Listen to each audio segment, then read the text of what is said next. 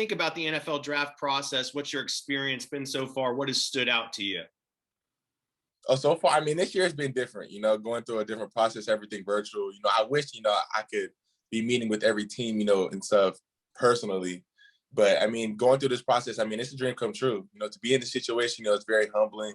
I'm just excited to be a part of this, man. I mean, it really is a dream come true. There's really no words for it. Well, tell me, where have you been preparing? Where have you been working out with? Who have you been working out with?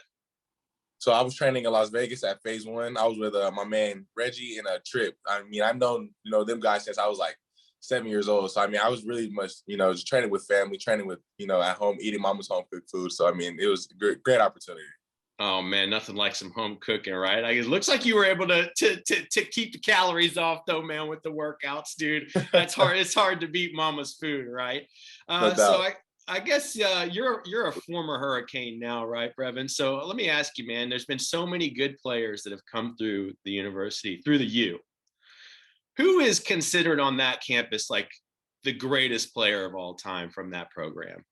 Woo, man, there's really nobody that's considered. I mean, there's so many great dudes. There's so many legends that have come through. There's so many future guys that are going to have a gold jacket at the end of their careers. But man, I'll probably say right now at this stage, probably Ed Reed or Sean Taylor. R.I.P. Sean Taylor. But man, Ed Reed, he just walks around campus and he just has a aura to him. He just has just a vibe to him, man. Like he walks to the locker room and everybody just gets quiet, like Ed Reed here, like, all right, like y'all tighten up. Like he just Ed Reed, man. I'd probably have to go with Ed Reed right now. Well, he's a bad man. You know what? And that, Brevin, that's going to take me off script here, man. That raises a great question. So we're talking about you transitioning to the NFL. Now, look, not every safety is Ed Reed in the NFL. Clearly, one of the best to ever do it. Hall of Fame, just GOAT, right? But you're going to be matched up against dudes that are really good at the safety, linebacker position. Sometimes you're going to have to block edge rushers. It's a big step up, man. You talk about a guy like Ed Reed. What gives you confidence that you can go defeat a guy like Ed Reed or, all pro caliber, safeties in the NFL when you got to line up there and make plays, man?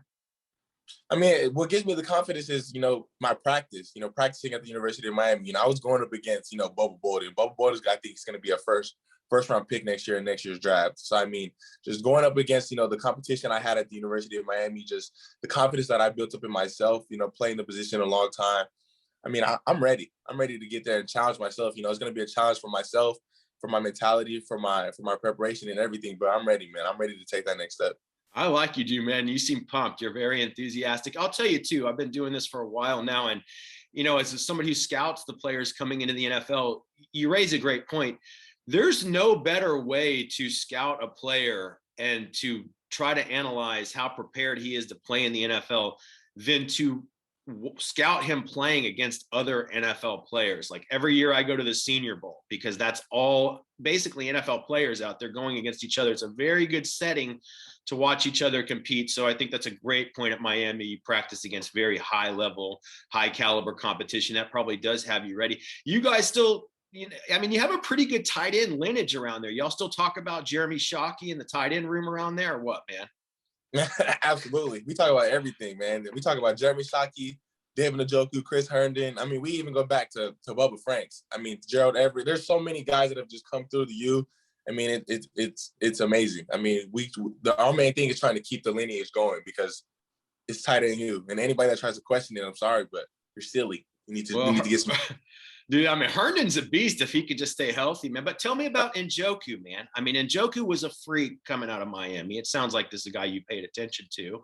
He's been in the NFL a few years now. I'm not sure if you were on campus yet or not, but what do you think's kind of gone wrong with him in the NFL? And is there anything that you could take away from that for yourself? And maybe I don't think he's done anything wrong. I think, the tight end position, especially going into the NFL, it's a huge adjustment period. It's a position where you have to adapt. I mean, it takes a couple of years for everybody to adapt. Some guys adapt faster, some guys it takes to adapt longer. I mean, I think David Njoku is going to be a great player. I think he's going to be an NFL All-Pro tight end. So, I mean, I'm not worried about it. I mean, everybody has, their growing pains, and he's going to be all right. I mean, the dude's a freak. If you look at how he's built and how he runs, everything, how he jumps, everything about him, I mean, he's a freak. So I'm not worried about him. David Njoku is going to be a great player. Well, you hear that frequently about the tight end position, that is actually a difficult transition in the NFL because in some ways you've got to learn multiple positions. Like you've got to learn the blocking schemes and kind of how to play with the offensive line. At the same time, you're learning to run these routes, kind of like a wide receiver adjusting to the NFL. So, I mean, I guess when you evaluate the tight end position, what do you see when you scout a tight end, when you scout the position, what do you see as the preeminent, like the number 1 and 2 skills that a tight end has to have to be successful?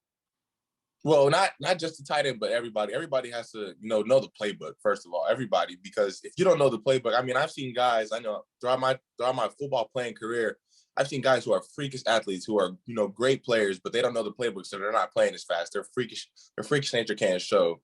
And then two, I think, just toughness, as a tight end, you have to be able to work in the pass pro, to work in the run game. And also, after doing all that, to go out wide, to go on the slide and, make a 15-yard catch, make an unbelievable catch on third down. So, I mean, I think just overall, you do have to have those two things in order to really be successful in the NFL as a tight end. Well, that's kind of the book on you, is that you're a versatile guy. You can make plays in the pass game. They can bring you in line all over the formation. You can block and these things. And I think one of the things that intrigues folks about you, Brevin, is that you have your career production trajectory at Miami. Every year it kind of increased the way that people like to see. You've got this junior profile. Everybody likes the juniors coming out. They like guys who break out at kind of a younger age. That tends to have a correlation to success in the NFL. So why don't you walk me through your experience as a player at University of Miami and that trajectory of your production and how you maybe improved? I mean, I think that just comes with, building confidence in your OC. I mean, throughout my time in Miami, I had 3 different offensive coordinators, 4 different quarterbacks. So, I mean, with my first offensive coordinator, Mark Richt, I think I was just a freshman. I was a pup. And my main role was to stay in line. I was a true freshman. So my main role was to, help in the pass pro, help in the run game. And, I think I did pretty well at it, but that was my role. My role wasn't to be the number 1 pass catching. We had Jeff Thomas, we had Lawrence Cadre on the outside. So we had guys, that were older that, were deservedly so, the number 1 guys. My junior year came around and my stats did get better, but still, my role was to help a lot with, pass pro and in the run game. And that was with, Dan Enos. He ran a more so a pro style offense. We held it up every play. So that was just my role. But I still was out there, making plays in the pass game. And then this past year with Red Lashley, obviously he runs a straight spread offense. He liked me in the slot a lot. He put me in the backfield a lot. So my role wasn't to, to assist a lot in the run game and in the pass pro. Obviously I did it a little bit, but I mean, he kept me in the slot. I mean, more than probably I would say 40, 50% of the time I was in the slot making plays. He's giving me the ball on third down, first P and 10. So, I mean, my role was to, be a pass catcher this past year. So I think that's just the way things go, building confidence in your offensive coordinators and, just making plays. And that was just my role just expanded slowly as my time at Miami. Well, given all of that experience and different capacities that you were utilized in, Brevin, I mean, where do you think you give defenders the biggest problem? I think I give defenders the biggest problem in all aspects. I mean, but really, I think just moving me all over the formation, creating mismatches, just overall. I mean, I can see myself playing wherever on the field, in the backfield, in the slot, out wide, anywhere, and then just getting me mismatches and match me up with, linebackers or, smaller safeties. I think overall, I think that'll be a problem. That'll cause a great problem in the NFL. Well, and I was going to ask you, how would you defend yourself in the NFL? But I think you're going to tell me that a safety is too small and then a linebacker is too slow. I don't know what else you're going to tell me other than that. So let's talk about it. What did you hear from the NFL teams after your pro day? I heard after my pro day that they loved it, that they loved my pro day. To my standard, I wasn't, very happy with my pro day because I ran a 4.64. I mean, I jumped to 34.